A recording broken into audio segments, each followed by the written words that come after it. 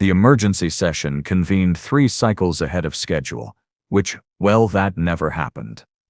Not in the 7,000 years since the Galactic Council's founding. The Luminarch delegates materialized first, their bioluminescent forms pulsing with what I can only describe as bureaucratic anxiety.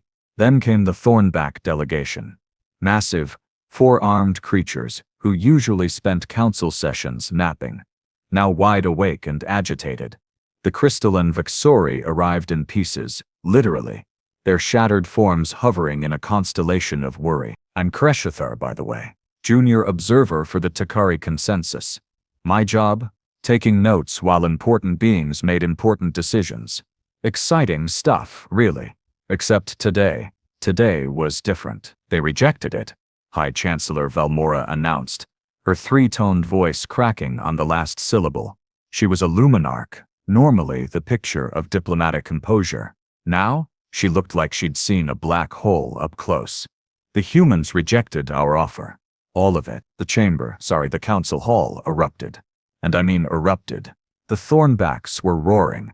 The Vexori were chiming in discordant panic. And somewhere in the back, a Fleshweaver delegate actually fainted. These beings had negotiated peace with the consumed hive, had talked down the void dwellers from their century-long rampage, and they were losing it over one species saying no thank you. To be fair, though, the humans shouldn't have been able to say no. Not to this offer. Not to any offer, really. Let me back up. 6 months ago. Standard galactic time, not that mess of hours and days humans use. We discovered them. Well, we didn't discover them so much as they discovered us. A human exploration vessel, the Adelaide something or other, jumped right into the middle of a council trade convoy. No warning. No gradual contact protocols. Just pop. There they were. First contact protocols exist for a reason. You're supposed to observe from a distance, assess technological development, establish communication through mathematics. There's a whole process. Takes decades usually. They immediately opened a channel, introduced themselves, cracked a joke about traffic violations, and asked if anyone wanted to trade. As if they'd stumbled into a marketplace instead of making first contact with a civilization spanning 12,000 star systems. The Council's psychologists spent weeks analyzing that first interaction. Their conclusion: humans were dangerously impulsive, tactically unsound, and would likely need extensive guidance to survive in galactic society. Standard stuff for new species. Honestly, we've seen it before. A species gets FTL, thinks they're invincible, makes some catastrophic errors, and then comes begging for membership when they realize how big and dangerous the galaxy actually is. We gave them the usual timeline: observe for 50 cycles, assess compatibility, extend provisional membership, gradually integrate them into council trade and defense networks. A proven system. Perfect record. No failures in 7 millennia. Except the humans didn't wait. While we were observing them, they were apparently observing us right back. And then they just expanded. No permission, no coordination, no asking nice. Within 3 months, they'd established colonies in 14 systems. Not border systems, either. Not some remote, worthless rocks. No, they picked resource-rich worlds in economically significant sectors. They set up trade agreements with independent freighter guilds, completely bypassing council oversight. They sold technology, bought raw materials, and started building infrastructure like they owned the place. The council sent diplomatic envoys. Polite ones. The humans welcomed them warmly, gave them tours, offered them something called coffee, which I'm told is a mild stimulant they consume in staggering quantities, and then completely ignored every suggestion about slowing down their expansion. We appreciate your concern, they kept saying, smiling those unnervingly flexible faces. But we're good, thanks. That's when the council escalated. Trade restrictions, navigation right limitations, passive economic pressure. You know, the gentle stuff that usually brings new species into line within weeks. The humans responded by trading more aggressively with non-council species. They opened their own shipping lanes, They offered better prices, faster delivery, and here's the kicker, better technology in some cases. The Margesh Combine, which had been exclusively trading with council-approved suppliers for 3 centuries, suddenly switched to human manufacturers for their agricultural drones. Why? Because the human versions were 40% more efficient and cost half as much. 40%. When asked how they achieved such improvements, the human engineers shrugged. This odd gesture they do with their shoulders and said something about iterative design philosophy and competitive market pressures. As if those words explained anything. That's when the council realized this wasn't a typical new species scenario. This was something else entirely. So, we offered them the deal. The big deal. Full council membership, immediate access to all collective knowledge archives, military protection, economic integration, preferential trade status, technology sharing agreements. Everything. Literally, everything a species could want. We sweetened it with things we'd never offered before. Guaranteed representation in the High Chamber, exemption from the usual probationary period, even council funding for their colony development. The negotiation team spent months crafting the proposal. It was perfect. Irresistible. The humans took 3 days to respond. 3 days. Most species deliberate for years over council membership. Their ambassador, a woman named Keiko Tanaka with sharp eyes and a sharper smile, delivered the response personally. She arrived at the council nexus station dressed in formal attire, every bit the professional diplomat. The entire High Council assembled to hear their acceptance. "We appreciate the offer," Ambassador Tanaka said, her voice clear and steady. "We've reviewed it thoroughly. It's quite generous. But we're going to have to decline." Silence. Actual, complete silence in a chamber that holds representatives from 200 species. I could hear my own circulatory fluid pumping. Chancellor Velmora recovered first. "Perhaps there's been a translation error. You're refusing council membership." "No error, Chancellor. We understand the offer perfectly. We're saying no." That smile again. Not hostile, not apologetic. Just confident. "Ambassador," Velmora said slowly, clearly trying to process this impossibility. "Perhaps you don't understand the benefits. We understand them fine.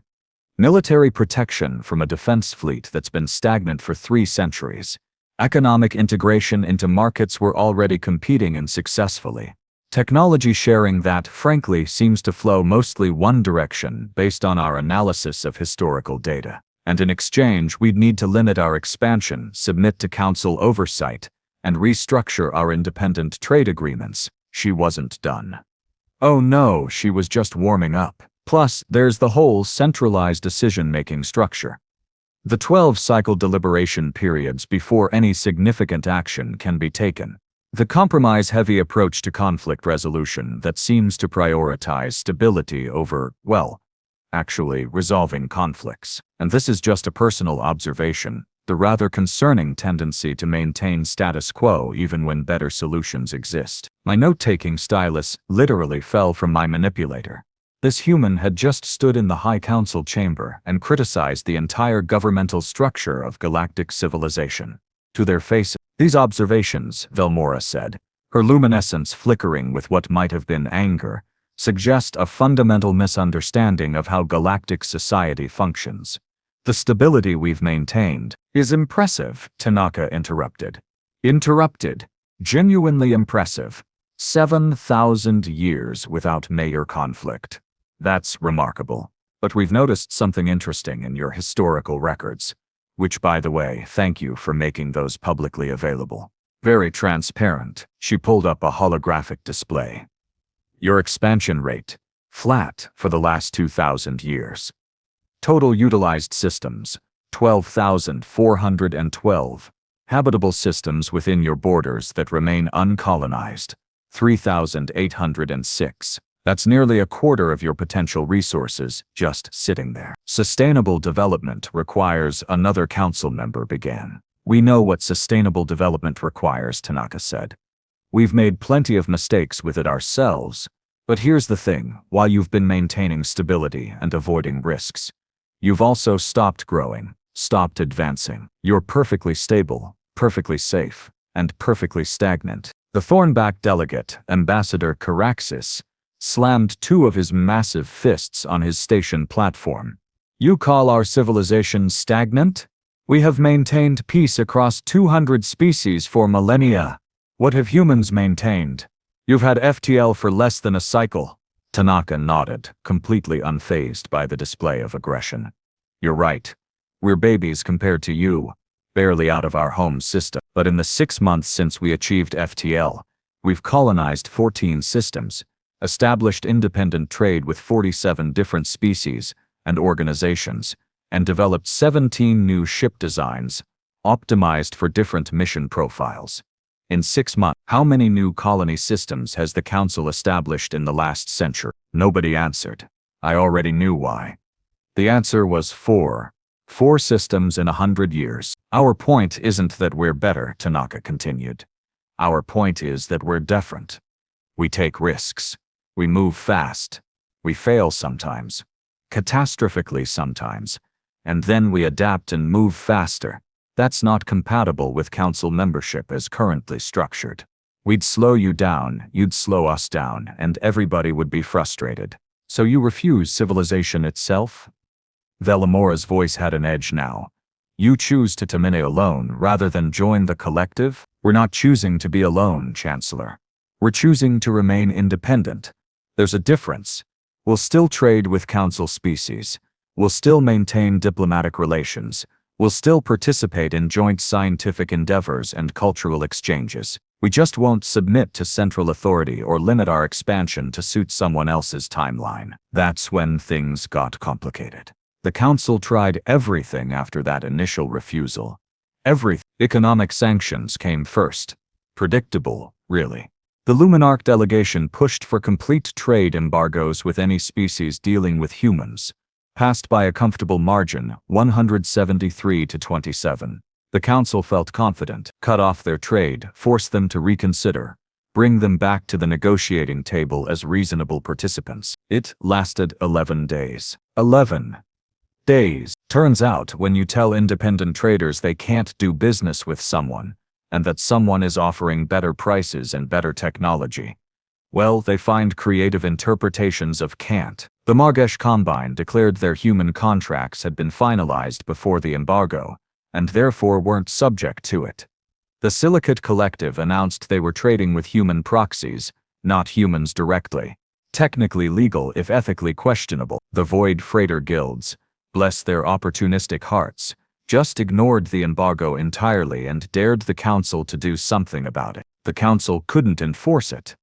Not really. Not without deploying military assets to intercept independent traders, and that would have started the exact kind of conflict the Council existed to prevent. So, the embargo died quietly, unmourned by anyone except the diplomats who'd spent weeks crafting it. Next came the technological approach. The Council decided to demonstrate superiority, show the humans what they were missing by refusing membership. A delegation brought gifts. Advanced medical technology, energy generation systems that were supposedly centuries ahead of human capabilities, manufacturing processes that could revolutionize industry. The humans said thank you, tested everything thoroughly, and then improved it. Within 2 months, they'd reverse-engineered the medical technology and made it 30% more efficient. They took the energy generation systems and adapted them for smaller-scale applications the Council had never considered. The manufacturing processes got integrated with some human innovation called adaptive AI management systems, and became faster than the originals. Then, the humans offered to sell the improved versions back to Council species. I watched Ambassador Tanaka present this proposal during a trade summit, and I swear on my ancestors' genetic legacy she wasn't even being smug about it. She genuinely seemed to think this was normal business practice. You showed us cool technology, we made it better, now we can both benefit from the improvements. Win-win, right? The Council representatives didn't see it that way. They saw a species that had taken 7 millennia of accumulated knowledge and somehow iterated past it in weeks. It was humbling, and terrifying, and deeply, deeply frustrating. That's when the Council made its biggest mistake. They tried to intimidate the humans into compliance. The Fifth Fleet, the Council's largest military deterrent force, deployed to human space. Not to attack, mind you, just to encourage careful reconsideration. A show of force, standard procedure for dealing with aggressive expansion that threatened regional stability. The fleet consisted of 300 warships representing the combined military might of 200 Council species. Dreadnoughts that could crack planets, cruisers equipped with weapons that bent space-time itself, support craft that could coordinate across entire star systems simultaneously. It was impressive. I mean, genuinely, incredibly impressive. The humans observed the fleet's arrival with what their military command described as professional interest. Then they did something nobody expected. They invited the fleet commanders to dinner. Not a formal diplomatic reception. Dinner. Casual. On the human colony world of New Jakarta. At what they called a barbecue restaurant, Admiral Gentok of the Luminarch Navy, who had commanded fleet operations in 3 major conflicts, found himself sitting at a wooden table eating charred animal protein, which the humans insisted was delicious, while a human admiral named Okoye explained their defensive strategy. "We noticed your fleet about 6 hours before you entered the system," Admiral Okoye said, gesturing with what the humans call a beer in one hand. Nice formation, by the way. Very intimidating. The symmetry really sells the overwhelming force angle. Gentok's luminescence flickered uncertainly. "You were expecting us. We've had scouts monitoring Council military movements since first contact. Standard intelligence procedure. When we saw the Fifth Fleet mobilizing, we figured you'd be coming to have a conversation about our expansion rate." She took a drink. "So, let's have that conversation. What do you want?" "We want," Gentok said carefully, "assurance that human expansion won't threaten Council security or stability. We want integration into the existing galactic order. We want you to accept the rules that every other species accepts." Okoye nodded thoughtfully. "And if we don't, then the Council will have to take action to protect its interests." Military action. The silence stretched. Gentok's luminescence dimmed, which I'd learned meant discomfort, if necessary. "Okay," Okoye said. She pulled out a data tablet and slid it across the table. "Let me show you something. These are our defensive installations in this system alone. Point defense grids, mobile missile platforms, distributed sensor networks, automated countermeasure systems, all designed by people who spent their entire evolutionary history perfecting the art of killing each other." Gentok examined the data, and I watched his luminescence flicker through colors I'd never seen before. "This is extensive. This is one colony system, Admiral. We have 14 of them, and they're all defended at similar levels, plus our mobile fleet, which I'll admit is smaller than yours, only about 80 capital ships right now, but they're designed with different tactical doctrines. Faster, more aggressive, optimized for asymmetric engagement rather than formation combat." She leaned forward. "Here's the thing, Admiral. We don't want to fight you. Fighting is expensive, it's wasteful. And honestly, it would damage the trade relationships we've been building. But if you try to force us into compliance through military intimidation, we will defend ourselves.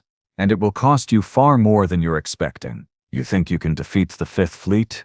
Gentok asked, his voice carrying a mix of disbelief and something that might have been respect. "I think it wouldn't be a defeat or a victory for either side. It would be a bloody mess that drags on for years, costs enormous resources, and ends with both of us weaker while the galaxy's actual threats, the consumed hive, the void dwellers, whoever else, take advantage of the chaos." She paused. "Or, and hear me out here, we could not do that." The Fifth Fleet withdrew 3 days later. No shots fired, no formal agreement reached, just a mutual understanding that violence would be counterproductive. The Council was baffled, furious, and increasingly panicked. That's what brought us to today's emergency session. 3 cycles ahead of schedule. Every major Council member present, and absolutely no idea what to do about the human problem. "They're colonizing Sector 47 now," a Vexori representative chimed, his shatter form resonating with distress. That's only 12 light-years from our primary trade hub. They're not even asking permission, they're just going. They've opened negotiations with the Rajish Dominion, another voice added. The Rajish? They've been hostile to Council contact for 8 centuries, and somehow humans got them to agree to a trade partnership in 3 meetings. I heard, someone else said, that they're selling entertainment media to the flesh weavers. Entertainment? And the flesh weavers are actually buying it. Have you seen human entertainment? It's either violence or reproduction. Sometimes both simultaneously. It's disturbing. It's popular, someone muttered. Disturbingly popular. Chancellor Velmora raised her appendages for silence. The question before us is simple. What do? We cannot force them into compliance militarily. We cannot pressure them economically. We cannot tempt them with benefits they don't want. They are expanding into our sphere of influence, establishing their own order and ignoring every diplomatic precedent we've established over 7 millennia. So, what do? I had been taking notes silently, as always. Junior observers don't speak during council sessions. It's simply not done. But something about Velmora's tone, the genuine helplessness in it, made me forget protocol for a moment. Maybe, I said quietly, we stop trying to control them. Every being in the chamber turned to look at me. 200 species worth of shocked attention focused on one very junior, very suddenly terrified Takari observer. Explain yourself, Velmora said. Not angry, surprisingly. Just curious. I swallowed hard. We keep treating the humans like a problem to solve, like they're a mistake that needs correcting. But what if they're not? What if they're just different? They don't want our protection because they can protect themselves. They don't want our guidance because they have their own direction. They don't want to slow down because they see opportunity in moving fast. So we just let them do whatever they want, Caraxus growled. Allow chaos to pull order? Not chaos, I said, finding my courage somewhere in the depths of my panic. Competition. Alternative approaches. Maybe we've been so focused on stability that we forgot progress requires risk. The humans take risks. They fail sometimes, but they also succeed in ways we haven't attempted in centuries. Velmora's luminescence shifted to a thoughtful blue.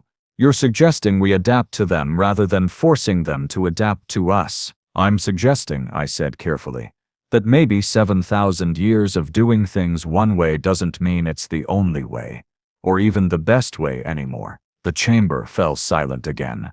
But this time, it was a different kind of silence.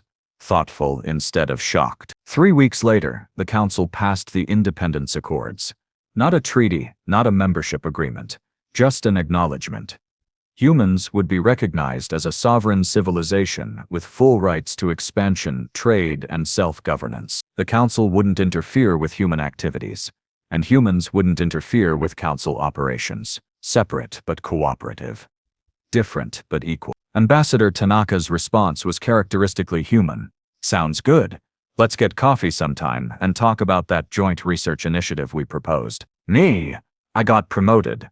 Apparently, junior observers who speak out of turn during emergency sessions either get fired or advanced, and luck was on my side. Now I'm the official liaison between the council and humanity, which means I spend a lot of time trying to explain human decisions to confused council members, and human logic to bemused aliens. It's exhausting. It's fascinating. And honestly, it's the most exciting job in the galaxy. Because the humans were right about one thing. The galaxy was stagnant. Stable, yes. Peaceful, certainly. But stagnant. And now we have competition. Now we have alternatives. Now we have a species that looks at 7,000 years of accumulated wisdom and says, "That's nice, but have you tried this other thing?" Some council species are terrified. Others are excited. Most are just deeply confused. The humans? They're already planning colonies in Sector 63, negotiating with the consumed hive, who apparently respond well to human negotiating tactics, which should terrify everyone, and they've started selling something called action movies to half the galaxy. Progress, it turns out, is messy, unpredictable, often uncomfortable. But watching the Luminarch delegation try to understand human humor while eating pizza at a diplomatic reception, seeing the Thornbacks get genuinely excited about human combat sports, hearing that the Vexori have started experimenting with iterative design philosophy in their manufacturing, maybe messy isn't so bad.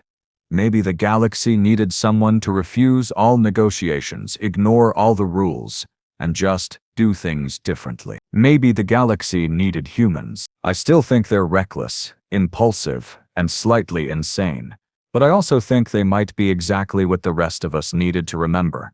Sometimes the best way forward is to stop asking permission and just go, even if it makes everyone panic along the way.